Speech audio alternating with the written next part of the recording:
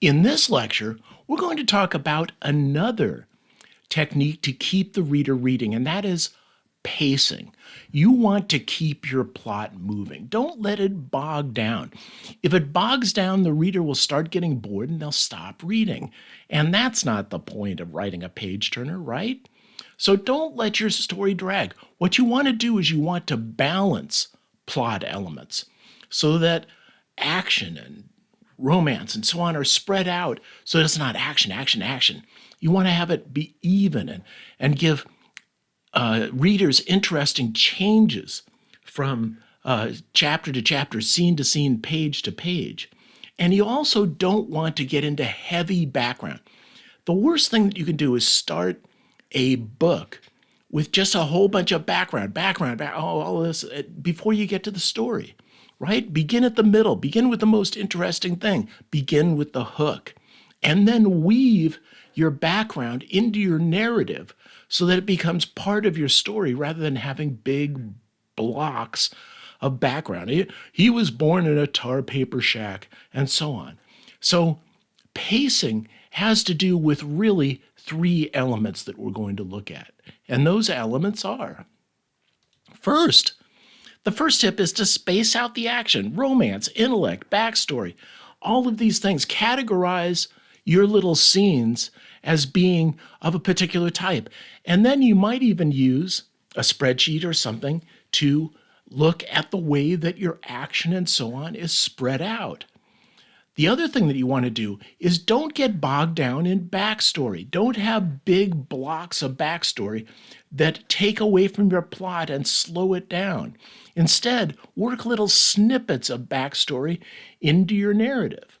And the final tip is to build to a climax. You want to ratchet up the tension from the beginning of the story to the end. So if you have a minor romantic episode in the beginning, then you want it to get hotter and you want it to build until finally maybe there's the first kiss or whatever, a big climax towards the end of the book.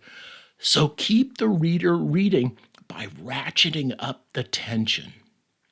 Now, what I want to do is I want to look at a way of spacing out what you're writing about.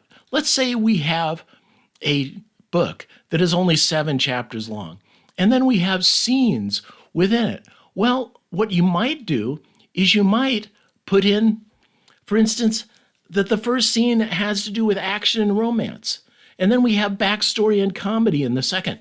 And what you want to not have happen is action, action, action, intellect, intellect, intellect. So if it's an intellect type thing, you're going to get into some deep theory on how this particular key works and so on. So space technology on the spaceship that the person's flying. Comedy, you want to have comedic elements, but you want them to be spread out so that the reader is getting a smorgasbord of different pacing types. Now, the final thing that I want to do is I want to do some writing for you to show you what I'm talking about when it comes to building background into your narrative. Check out this. Avery walked with a limp from an injury he sustained in the war. Now here I'm telling part of the story and it's going along and he walks with a limp. It adds depth. It adds background. I don't have to go into the details of Avery in the war. I might eventually, but here I can slowly allude to little things to weave backstory into my narrative. Let's look at another example.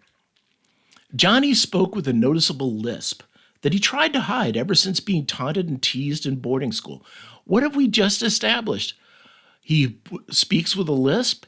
He's embarrassed about it because he was taunted and teased, and he went to boarding school. So we have all of this background that we just put into a sentence, and we could just pop the sentence into the middle of what we're writing about. Maybe there's dialogue bracketing this particular sentence. And the final thing that I want you to do is to ratchet up the pace as you near the end of your story. Your story should get more and more exciting, more and more romantic, maybe not more and more funny, but you want the tension points, the stress, the things that keeps the reader on the edge of their seat to increase as your story continues. And that's pacing. Now, the next thing we're going to talk about is we're going to go into the second half of this course. After a brief plea from me for a course review, we're going to go into keeping the reader intrigued. This is really just another subdivision of keeping the reader reading. And I'll see you in the next section.